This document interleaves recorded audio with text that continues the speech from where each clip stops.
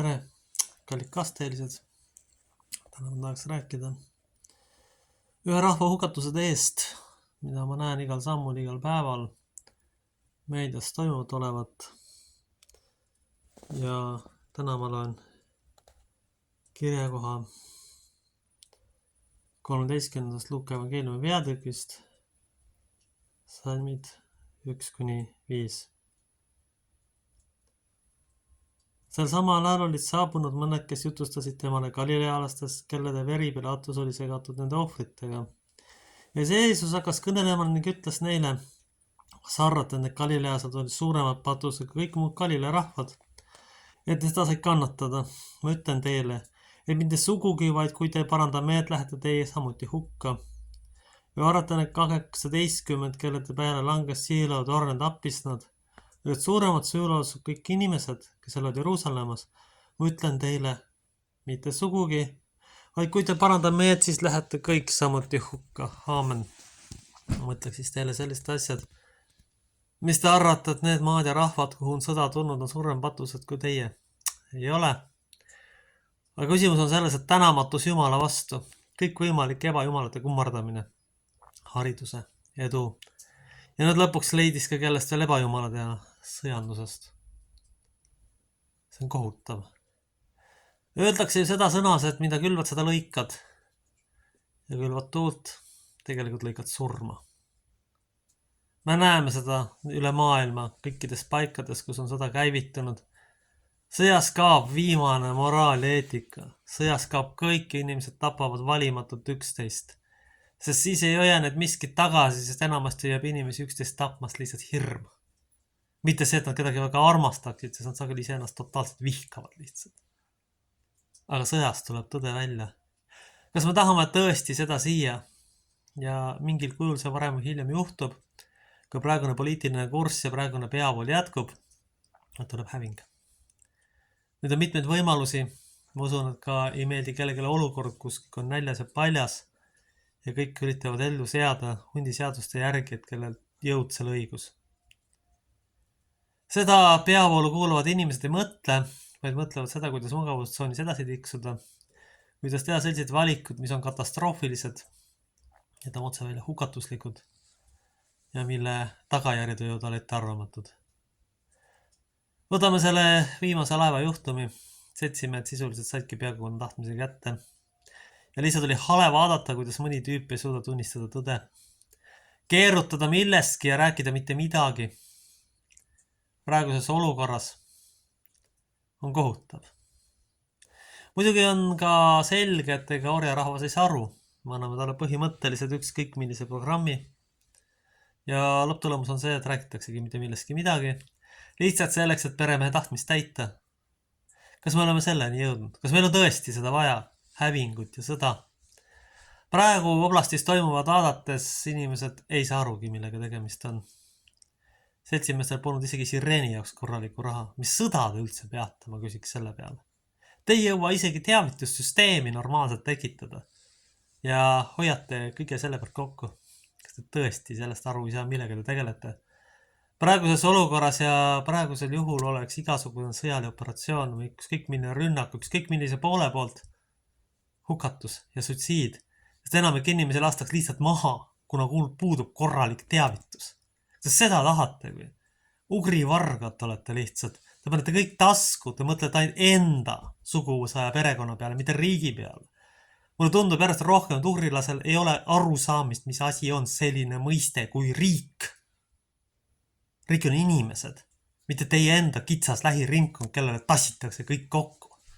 See on kohutav vaadata. See on jälk lihtsalt, kui väga otse välja öelda. See on lihtsalt kohutav vaadata. Milline te olete läinud siis? Enda arvates ikkagi ajate nii-öelda õiget asja.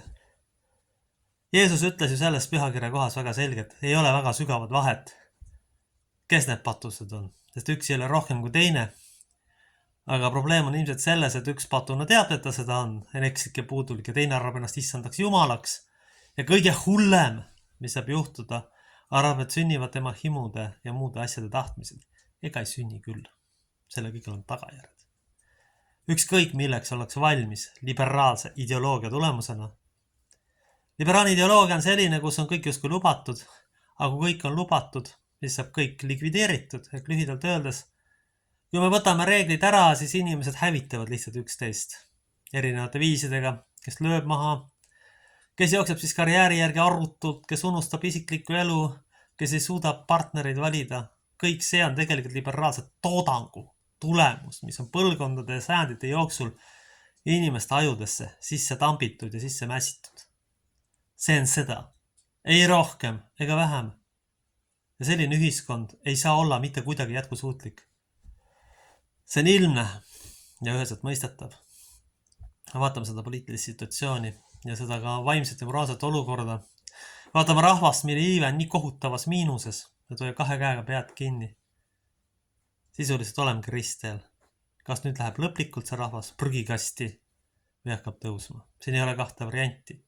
Ja kui juhuslikult peaksid tulema mingid sõjalikud, siis majanduslikud tagasilöögid, ja on selge, et see rahvas läheb ajaloo prügikasti. Selles ei ole mitte mingit kahtlust. See on päris jube ja kohutav vaadata. Ametlik peavoolu kirik väga vähe selle peale reageerib. Selles aga ei räägita, sest sellepärast, et peavool ei julge tõde tunnistada. Nad on sisuliselt poliitiliselt läbikukkunud. Ei ole julgenud rahva eest seista. Väga vähesed nende hulgast on tõtt rääkinud. Me tuleb hakata nimetama asjade õigete nimedega. Me tuleb palvetada kõikide rahvaste eest. Lõppkokkuvõttes ei ole enam mingid vahed, kellest te palvetate. Kõik inimesed vajavad Jumala armu. Ei ole oluline rahvus, vaid inimene kui selline juba olemuslikult vajab Jumala armu. Tal on abi vaja, ta on nõrk, väeti, vaevatud ja koormatud. Ja mitte ühel päeval avastada, et ei olegi midagi teha. Et ongi kõik, et Jumala armu ei ole, et elu on otsas ja või oleme halvimal juhul üksi. Et meil ei ole kedagi, kui nüüd Jumalat ka veel ei ole, siis on olukord päris nutune. Kõige rohkem häirib mind ikkagi see, et oblast kiirustab endal vägisi suitsiidi tegema. Ja see on ainult aja küsimus, kui praegu provokatiivne käitumine teeb likvidatsiooni ja hävingu protsessini. Selles pole mitte mingisugust kahtlust.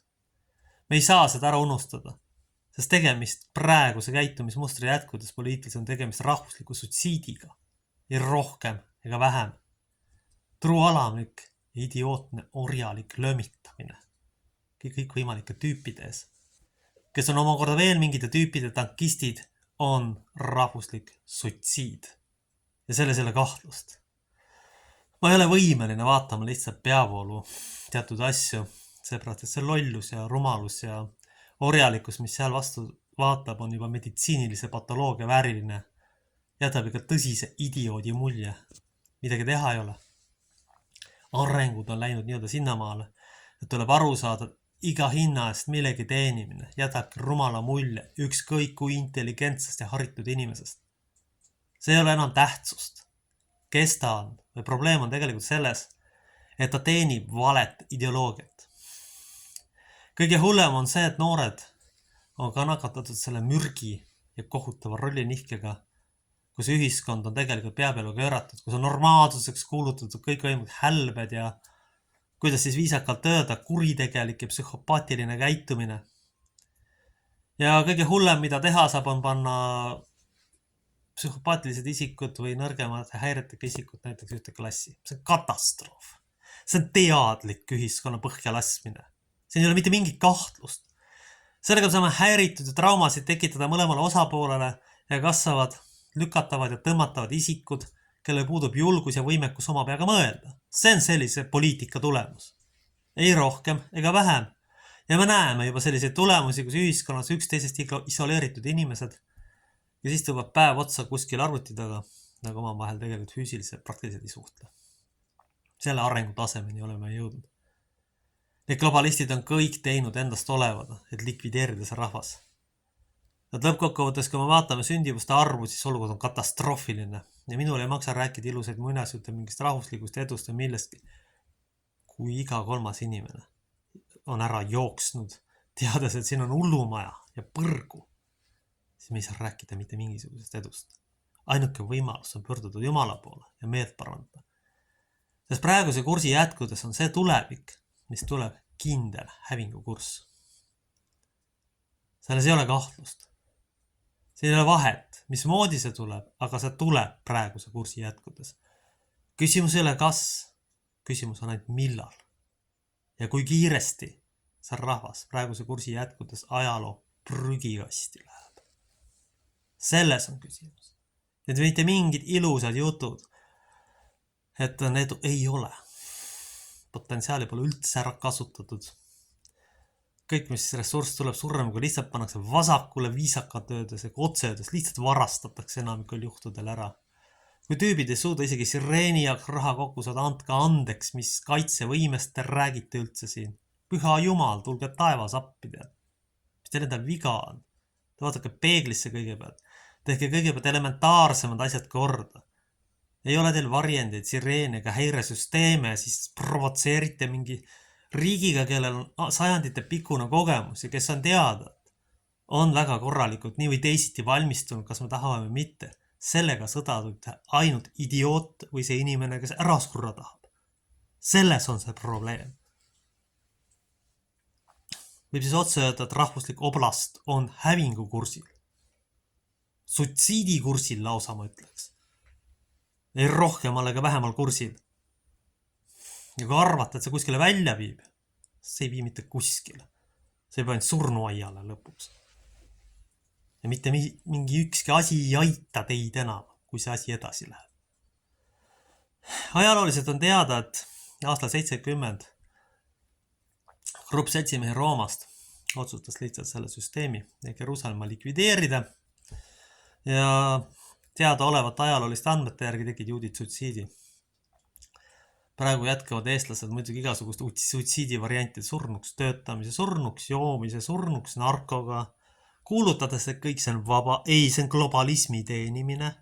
Seal ei ole midagi teha. Globalistid on muidugi väga osavalt ja oskuslikud kõik selle sinna istutanud, et inimesed hävitaksid, et rahva arv langeks. Sest kui keegi tahab inimeseks jääda, siis ta sageli peab paljudest suhetest lahti ütlema. Loobuma, üksi väga palju olema. Kahjuks on see ühiskond juba nii kaugele arenenud. See rahvuslik tragöödia, mida mina igal sammul siin nägemas näen, on päris katastroofiline. Kuidas te saate seda pealt vaadata inimesed? Kutsun üles selle ikkagi vastu astuma. Kutsun üles mitte toetama peavoolu. Kui teil vähegi võimalik on, ärge tehke seda. Seda ei ole teil vaja. Peavoolust ei tule mitte ühtegi õnnistust. Sealsed tüübid on kohutavad isendid lihtsalt, kui väga julmalt välja öelda. Keba inimestest soojaga külma sageli. Kes tegelevad ainult sageli taskude täitmisega. Nagu ikka ugrilastele kombeks on.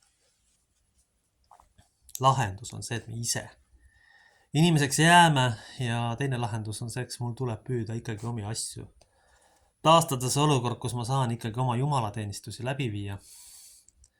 Sõltumata peavoolu kirikust ja sõltumata kõikidest muudest asjadest. Sellepärast, et ma ei näe väga enam valikuid ja teine asi, mida me üles tõstaks. Meeste hingehoidlik vaine ja psüühiline olukord igas põlvkonnas on katastroofiline ja ne ei saa kuidagi sellest mööda vaadata. Mingil ajal proovin ka selles osas midagi ette võtta. Ma väga loodan, et vennad Jõgeval ikkagi käivad koos ja palvetavad ja teenivad issandat selleks suureks õnnistuseks kõikidele. Sellepärast, et nii kaua kui Eesti mees või siin elav mees ei ole rollis ja vaimselt ja vaimulikud üles tõstetud, ei ole ka sellel rahval tulevikku. Ei ole neiudel ja naistel võtta mehi, kes suudaks selle rolli välja kanda. Muidugi ma saan aru, et see on pikaaega globalistliku töötluse tulemus, et olukord on selline nagu on, aga siiski kutsun üles mehi kokku hoidma ja suhtlema ka omavahel, kui ei olegi konkreetset osadust. Ja vahetama vaimulikke mõtteid ja vaimseid mõtteid, sellepärast, et see on väga oluline ja tegelikult äärmiselt tähtis. Sest ilma selleta ei ole võimalik meil tulevikku. Ilma selleta ei ole võimalik meil edasi liikuda ja üldse ellu jääda, sest praegu kaandub küsimus juba siiski puhtalt ellujäämisele.